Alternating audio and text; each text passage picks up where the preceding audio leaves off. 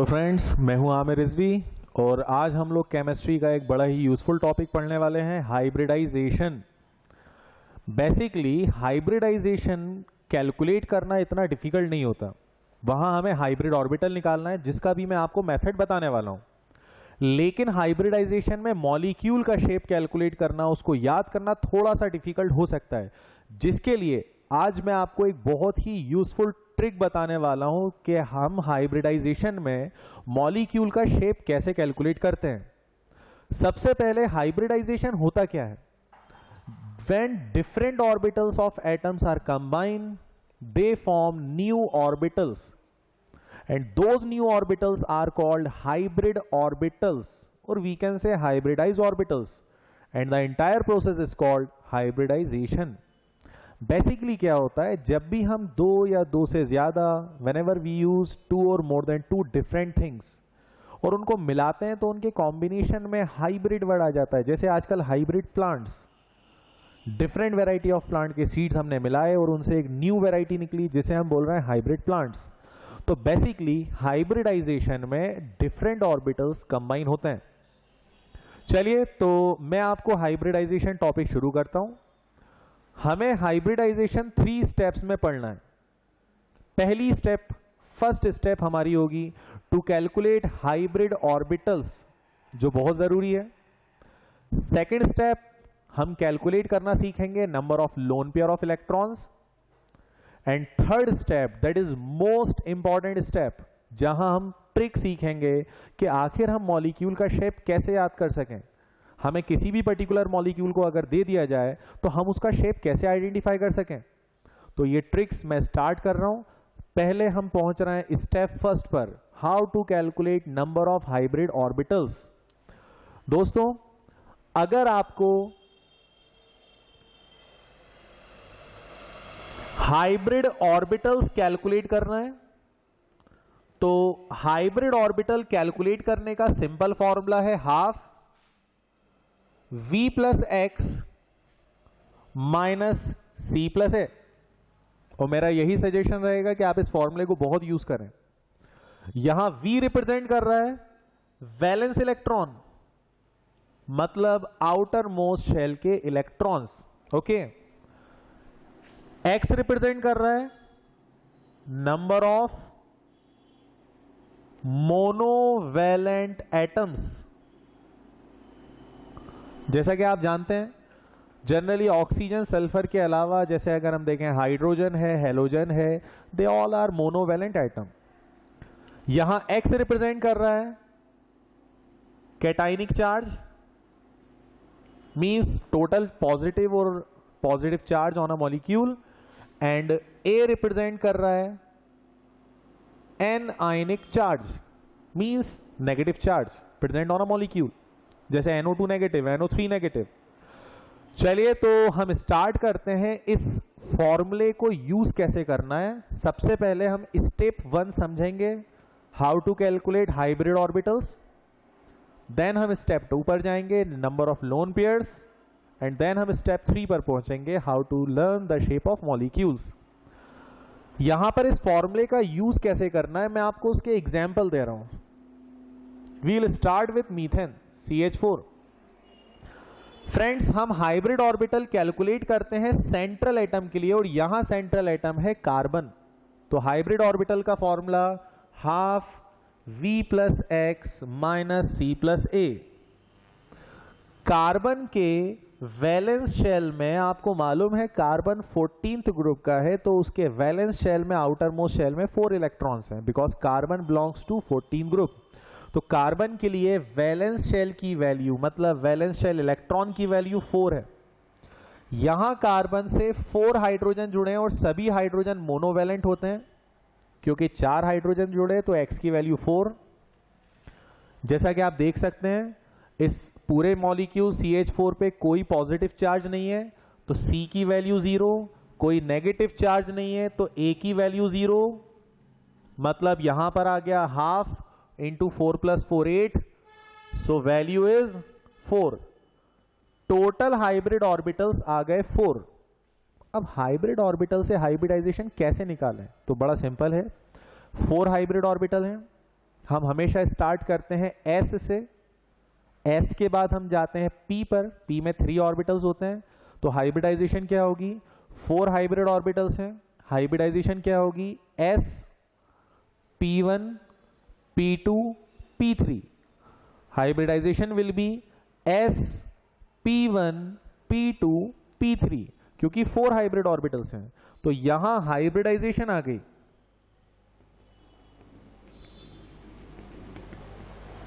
sp3, okay. चलिए एक और एग्जांपल देखते हैं हम। हमें सिर्फ इस फॉर्मूले का यूज कैसे करना है इसके लिए मैं आपको एग्जांपल बता रहा हूं, ओके। लोन पेयर के लिए क्या करना है वो हम सेकंड स्टेप में देखते हैं। Another example, phosphorus pentachloride PCl5। सबसे पहले we have to calculate hybrid orbitals of central atom that is phosphorus, half V plus x minus C plus A।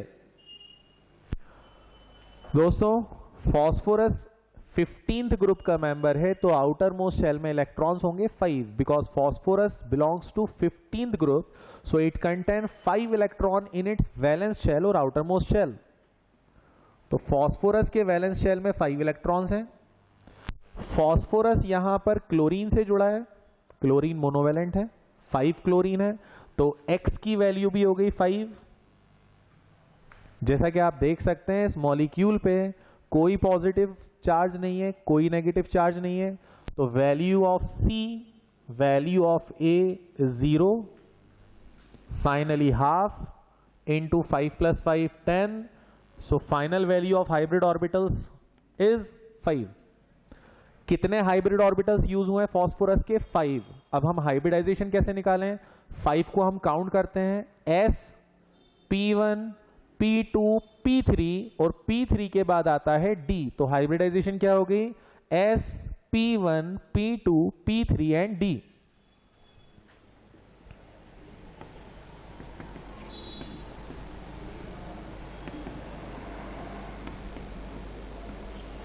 तो फ्रेंड्स यहां पर PCl5 की हाइब्रिडाइजेशन हो गई sp3d, CH4 की sp3। अभी हम और आगे देखेंगे एग्जांपल्स। बेसिकली अभी मैं आपको शेप के बारे में नहीं बता रहा हूं, मैं पहले आपको सेकंड स्टेप पर जाऊंगा, how to calculate lone pair, and then third step. चलिए सेकंड स्टेप देखते हैं, how to calculate lone pair. अगर आपको total number of lone pair निकालना है तो आप सिंपल फॉर्मूला अप्लाई करो, हाइब्रिड ऑर्बिटल, इस फॉर्मूले से जो वैल्यू आए, minus bonded atoms, central atom से कितने एटम जुड़े हैं, बॉन्डेड एटम्स। यहां अगर मुझे लोन पेयर निकालना है तो हम फॉर्मूला अप्लाई करते हैं, hybrid orbital minus bonded atom. आपने देखा हाइब्रिड ऑर्बिटल की वैल्यू आई है 4, आप लोग देख सकते हैं कार्बन से कितने एटम जुड़े हैं, 4, तो बॉन्डेड एटम की वैल्यू भी कितनी हो गई, 4, 4 माइनस 4 0, तो CH4 पर कोई लोन पेयर नहीं है। Remember friends, lone pair calculate करना बहुत जरूरी है। अगर आप लोन पेयर कैलकुलेट करना सीख जाओगे तो आप मॉलिक्यूल का शेप भी सीख जाओगे, because with every lone pair there is a distortion is observe in molecule. हर लोन पेयर से मॉलिक्यूल का शेप चेंज होता जाता है। PCl5 में हमें लोन पेयर कैलकुलेट करना है, तो लोन पेयर का formula hybrid orbitals minus bonded atom. आप देख सकते हो PCl5 में फॉस्फोरस के हाइब्रिड ऑर्बिटल कितने हैं, 5। फॉस्फोरस से कितने एटम जुड़े हुए हैं, बॉन्डेड एटम भी 5, तो टोटल लोन पेयर कितना हो गया PCl5 में भी 0।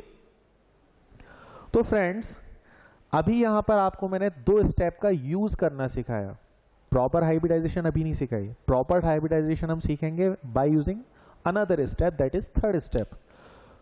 पहले हाइब्रिड ऑर्बिटल कैसे कैलकुलेट करना है ये हमारे लिए बहुत जरूरी है, और उसके बाद लोन पेयर कैसे कैलकुलेट करना है ये भी हमारे लिए बहुत जरूरी है, hybrid orbital minus bonded atom.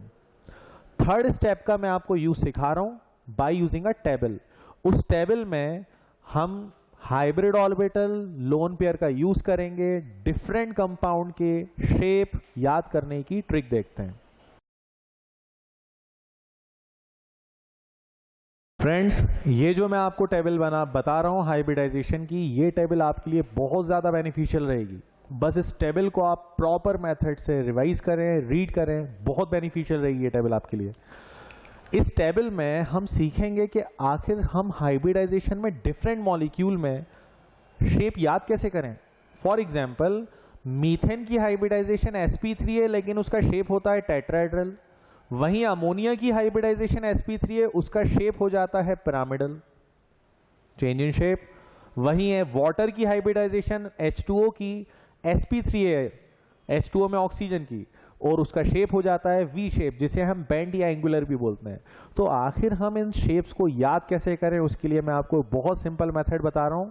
अब आप लोग देख सकते हैं, अगर टोटल हाइब्रिड ऑर्बिटल्स 2 हैं, first point, if total hybrid orbitals are 2, तो हाइब्रिडाइजेशन क्या होगी? 2 हाइब्रिड ऑर्बिटल्स हैं, sp, hybridisation will be sp। sp hybridisation में लोन पेयर कभी नहीं होता, इसीलिए वहां शेप को याद करने के लिए किसी ट्रिक की जरूरत नहीं है, बिकॉज वहां शेप हमेशा लीनियर होता है। And it's example is BeCl2। Trick start होती है sp2 से।